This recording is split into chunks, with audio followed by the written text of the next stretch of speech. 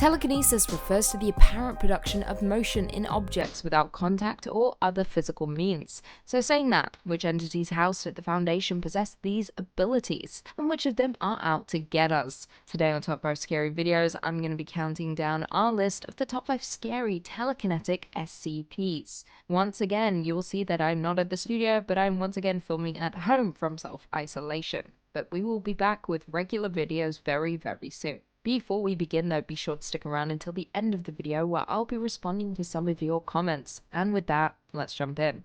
Coming in at number 5, SCP-2818. SCP-2818 is the group designation for a collection of 16 firearms resembling Barrett M82A1 anti-material rifles. SCP-2818 instances load like a standard MA2A1, but when an individual pulls the trigger and fires the weapon, the individual will disappear entirely and a round will be ejected from the barrel. The round already loaded in the chamber will be untouched. The ejected round is instead the supposed biomass of the individual who pulled the trigger, compressed into the size and shape of a .50 BMG round. The original instances of SCP-2818 were collected from within an insurgent weapons cache in Afghanistan. Along with these weapons were 3 instances of SCP-2818-A, with 2 others found not far from the discovery. 2818-A are the designation given to the ejected rounds, which seemingly maintain a weight and density appropriate of a human being. 2818-A instances typically leave the barrel at a rapid rate, with significantly more destructive capabilities due to their increased mass. All collected instances of 2818 are to be kept within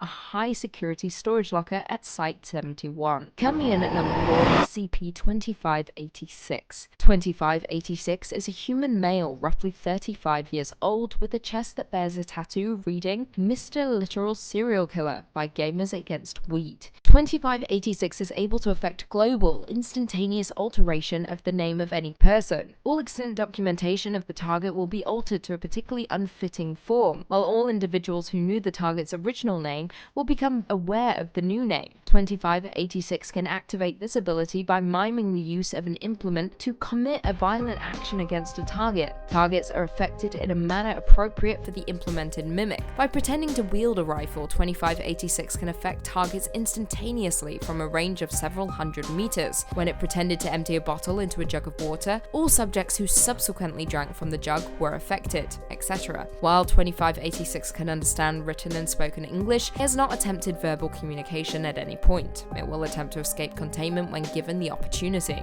It is apparently unaware of the nature of its anomalous properties and will act as though it has the ability to access and operate genuine weapons. Escape attempts thus pose minimal risk to personnel. 2586 is kept in full body restraint at all times, with exceptions for nutrition and hygienic concerns. It must be closely supervised at all times when allowed to use its hands. Should it make any motion not directly relevant to the task at hand, it must be incapacitated via electric shock. Coming in at number 3, SCP-2373. 2373 resembles an emaciated humanoid with skin covered in black, furry bristles, though, as its lower body appears to have been severed at the abdomen, it is impossible to determine whether these bristles extended beyond the torso. 2373's eyes remain constantly open. If no human is present within 2373's direct line of sight, it remains in a dormant state on the floor of its containment chamber. If a single human comes within 2373's line of sight, 2373 will begin to animate, telekinetically repositioning itself directly behind the person. It will then remain suspended behind the person's back, remaining limp and occasionally shuddering. It will proceed to follow the person, altering the position of its forelimbs and swiftly acting in accordance with the person's movements, ensuring complete unawareness of its presence. This effect continues until 2373 is observed by a third party, attacked, or obstructed by a solid, where it will relocate to an environment in which one or no human individuals are present. If this is not possible, it will re-enter its dormant state, facing against the nearest wall, away from all human individuals. 2373 casts no shadow, bears no reflection, and is incapable of emitting sound upon physical contact. It is currently contained within a Class A containment chamber at Site-19, separated from Hallway 284 by an airlock. Coming in at number 2,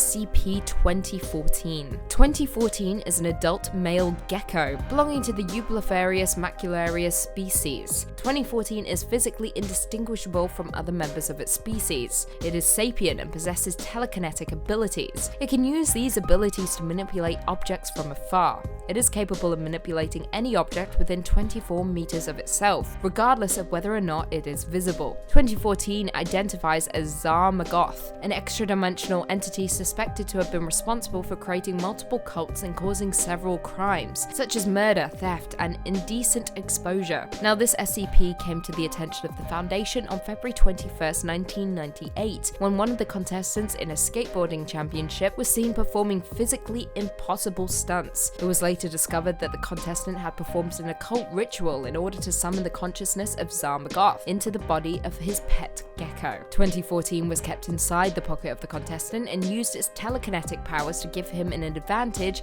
in the championship.